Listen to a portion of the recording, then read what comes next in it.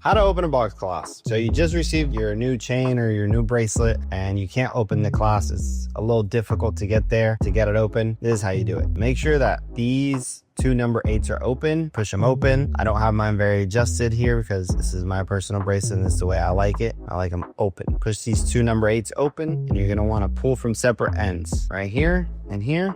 Push down on the clasp. Boom. Now, big mistakes that customers make. If you push with the same hand on a very adjusted box clasp, like a new one that you're going to be getting, you'll be almost impossible for you to open because you're applying pressure incorrectly. Very important to push down and pull from the other side. And there you go. So the bracelet's on. Again, first thing you want to do is loosen up those, take off those number 8s, loosen them up. You're going to push out, down and out. Not just down. We have a lot of customers who just push down. They're fighting against their own force with the box clasps and out.